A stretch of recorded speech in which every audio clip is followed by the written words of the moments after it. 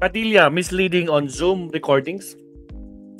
A Facebook post by Senator Robin Padilla claiming only a Zoom host, yung host lang daw ng recordings, is the original and any of copy cannot be used as authentication is misleading. Padilla's claim contradicts Zoom owns documentation of its features, the Supreme Court rule on evidence and jurisprudence. Ito yung Robin Padilla misleads Zoom files. Pag nag-Zoom ka, ito ang sabi ni Robin Hood.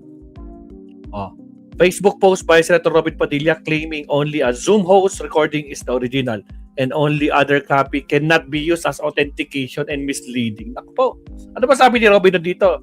Ibang klase talaga ang mga bayaran. Opo, kahit kailan nila, kahit alam nila na ang katotohanan ay inililigaw niyo ang mga tao.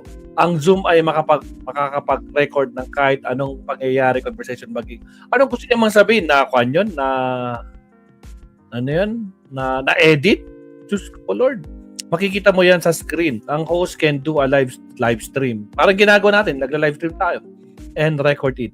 May built-in Zoom recordings. Yan ang original copy na tinatawag na recorded na kung sino man ang nagsagawa ng Zoom meeting o interview. Lahat ng mga kumopya dyan sa feed, live feed, magiging ano na lang yan, galing sa internet. Duplicate na yan. Anything recorded as duplicate cannot be manipulated. Talaga, no? Yung original recorded file ay gumagawa ng Zoom meeting. Yun ang raw. At siguradong walang manipulation. Doon ka dapat mag-authenticate, hindi kisa kinam. Ano yun, pupunta niya si Sarah? Tapos siya yung sa laptop ni Sarah? Ganun ba? Yung ginamit niyang laptop? Ha? Pupunta niya pa si Sarah para kunin yung original copy. Ay, tanga! Pinaimbestiga nga di ba? Talaga, bobo talaga itong si... O siya, punta na natin ito. Walang kwenta. Na fake news today ito dito. Na fact check siya sige, Attorney Enzo, pasukin din na. Robin Hood, pasok.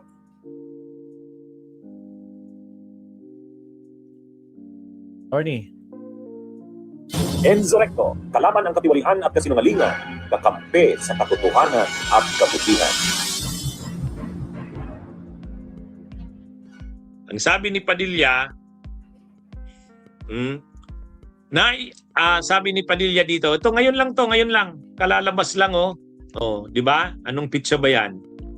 Ako ay 40 years old na, ako ay 40 years na sa paggawa ng politika, ay ng pelikula at television. Well, mali-mali ako Mula sa old school hanggang ngayon sa technology, isa lang ang laging source ng lahat ng copy, raw file, the original.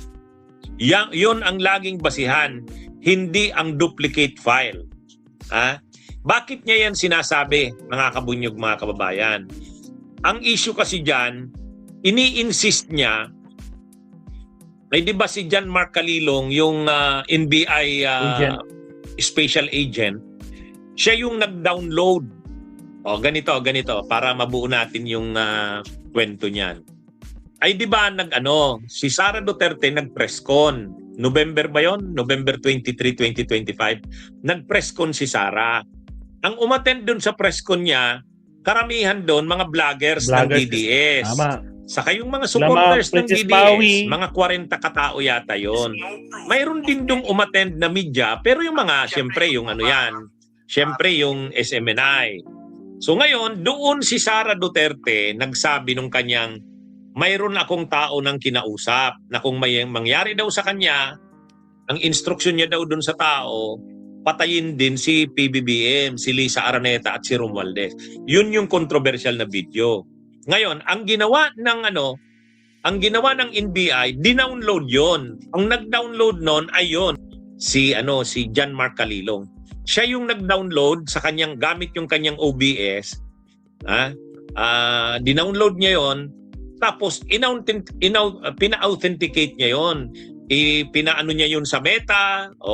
Kumbaga, alam niya yung process ng authentication. Linya niya 'yon So, kaya present siya ng prosecution para patunayan na mayroon ngang video si Sara at yung video na yon ay authenticated.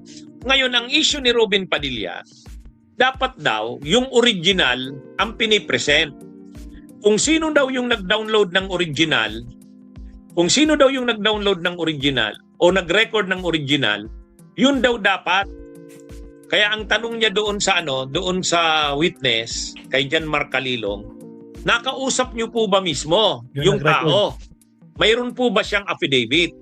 Ang tanong ni ang sabi nung witness ni Jan Mark Calilong, ako po mismo ang nag-record. Sabi niya, hindi. Yung original. Yung nag-record ng original.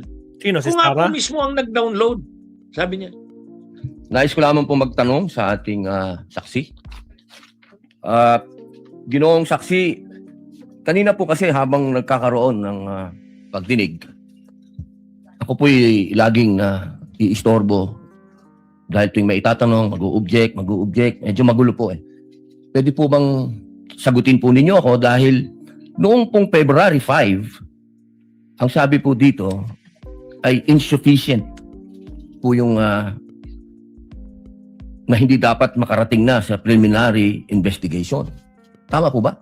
February 5 po yun? May certification, sir. Yes po. Opo. Tapos nung February 14, naging sufficient na for conduct of preliminary investigation. Yung 7 na sinabi dito na para, ang sinasabi po kasi dito nung February 5, merong 7 na kulang. I believe so, sir. That's why we have received a certification, sir. Ayun.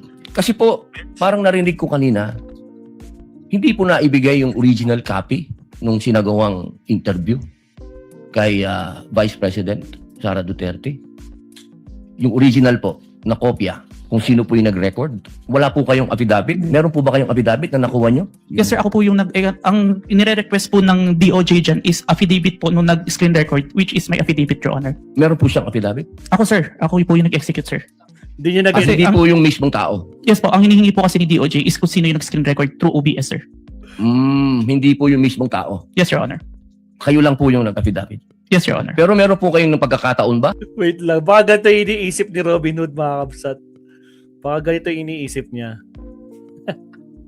Putragis, baka ganito yung iniisip niya. Hindi po naibigay yung original copy Oh. nung sinagawang You know, interview baka nagbibideo. kay Vice President Sara Duterte. Baka ganito yung iniisip niya. Yung May original nagbibideo. na kopya kung sino po yung nag-record. Oh. Wala po kayong affidavit? Meron po ba kayong affidavit na nakuha nyo? Yes, sir. Ako po yung ang inire-request po ng DOJ dyan is affidavit po nung nag-screen record, which is my affidavit, Your Honor. Meron po siyang affidavit? Ako, sir. Ako po yung nag-execute, sir. Kasi Hindi ang- po yung mismong tao. Yes po. Ang hinihingi po kasi ni DOJ is kung sino yung nag-screen record through OBS, sir. Hindi po yung mismong tao. Yes, Your Honor. Kayo lang po. Di mo ba naintindihan, Robin Hood? Ang sinabi, hinihiling ng DOJ. Kung gusto mo, ikaw ng DOJ, hilingin mo yung kung sino nag-record yan. No? Ganyan ba hinihiling mo? Tanga! Sakon lang yan, no? Kaharap ni Sarah, yung laptop niya. O, hilingin nila kay Sarah? Bobo talaga to. Po yung nag-affidavit. Yes, Your Honor. Pero Diyos meron ko, po Lord. kayong pagkakataon ba na nakausap niyo yung tao at nagbigay siya ng affidavit? Senador yan, ha? Senador yan. Diyos ko po. May I clarify, Your Honor, if sinong tao yung tinutukoy? Yung nag-record po. Si Sarah. Ako po yung nag-record through OBS, sir. Hindi po. Yung mismong nag-record po kay Inday sa Vice President. Record niya yung sarili niya, bobo. Nakausap niyo po ba? Yung raw file po. Kasi napakahalaga po nun. Kasi doon po natin malalaman kung original ba o hindi. The video itself, sir, is publicly available. That's why I performed the recording, sir. Yun, publicly available. Nationwide yan, bobo. O, balik na tayo. Balik. Anak ng kamote, oo. Balik tayo na kay attorney. Ba? Na nakausap niyo yung tao at nagbigay siya ng affidavit. May I clarify, Your Honor, if sinong tao yung tinutukoy? Yung nag-record po. Ako po yung nag-record through OBS, sir. Hindi po. Yung mismong nag-record po kay Inday sa Vice President. Nakausap niyo po ba? Yung raw file po. Kasi napakahalaga Parang po yung nun. ginagawa natin ngayon. Kasi no? doon po natin malalaman Naka-live kung stream tayo. original ba o hindi. The video itself, that's why I performed the recording, sir. O ngayon, mga kabunyog, ayaw pa rin paawat ni Robin. Ha?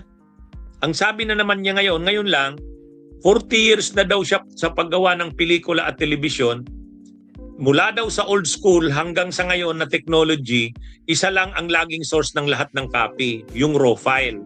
Yan yun daw, yung raw file na yun, yan daw yung original. At yan lagi yung basihan. Yung hindi daw yung duplicate file. Sa case, ang sinasabi kasi ni Robin ganito, ang ibig sabihin niyan, mayroong ang ano dito mga kabunyog, mayroon kang in-upload. Kung mayroon kang in-upload, pwede yun. Ibig sabihin, ni-record mo na muna, tapos in-upload mo. Kung mayroon akong mga ganyan na video, nire-record ko, tapos ina-upload ng stuff ko. Ang YouTube, mayroong ganong feature, yung Premiere. Ini-schedule yun. Hindi live yun. Pero yun kasing ginawa nila Sara noon, live yun eh. Naka-live stream yun. Yung press con niya na yun, naka-live stream. Attorney, does your stream have an original? Itong live stream ko ngayon, pagkatapos natin, nasa, ano na yan? Nasa YouTube. internet na yan. So, sino mang mag-download niyan, original yan. Sino man ang mag-download yan, original yan. Di ba mga kabunyog, mga kababayan? Live stream tayo ngayon. Hindi ko naman to in-upload, hindi ko rin to recorded. So ibig sabihin, hindi na walang raw file dito na sinasabi. Yan sinasabi ni Robin, may raw file daw. Wala tayong raw file dito. Naka-live tayo. Pagkatapos nito, accessible na ito sa internet. Pwede nyo na itong i-download sa Meta, sa Facebook. Pwede nyo na rin itong i-download sa YouTube. Yan yung ano yun. Pag din original yun. Kaya lang, para mapakita na hindi doctored, hindi spliced, kung ano talaga yung video, yun talaga yung dinownload, walang pinutol, walang ano, kailangan i-authenticate. Yun yung ginawa nung expert witness. Pinatutunayan niya na siya ang nag-download, walang ginawa doon. Walang in-splice, walang in-edit, wala. At pinatutunayan niya yun at may ano siya, authentication din galing sa Meta. So yun yung ano, hindi kumbinsido si Robin. Ang sinasabi ni Robin, dapat yung nag-record daw ng press ko na yun ni BP Sara, yan daw yung ano, kausapin. Doon daw dapat kumuha ng kopya. Yan daw yung original. Matindi to, mga kabunyog. Kaya, ano na bang nangyayari dito sa anong ito? Senador. Hindi, talagang matindi si Robin eh. Number 1 senador yan, Yun yung insist. Dapat daw, present daw, original. Mga kabunyog. Yan yung ano, yan yung punto ni Robin, yung raw file. Wala namang raw file dyan. Yung dinownload galing sa Meta, ano yun? Original pa rin yun. Wala namang nag-upload nun, walang nag-record nun. Ay, ano ba? Ano ba itong si Robin Padilla? Kaya akala ko tapos na yan. Kasi pinagpipistahan na siya sa social media.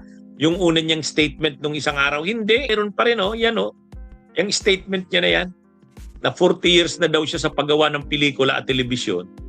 Mula daw sa old school hanggang sa ngayon, may technology na. Pero iisa lang daw ang source ng lahat nun, yung raw file. Ay, mga kabunyog. Matindi itong si Robin Padilla. Ano yan, Senador ng Republika ng Pilipinas. Okay, mga kabunyog, mga kabayan, magandang araw sa inyong lahat. Mabuhay.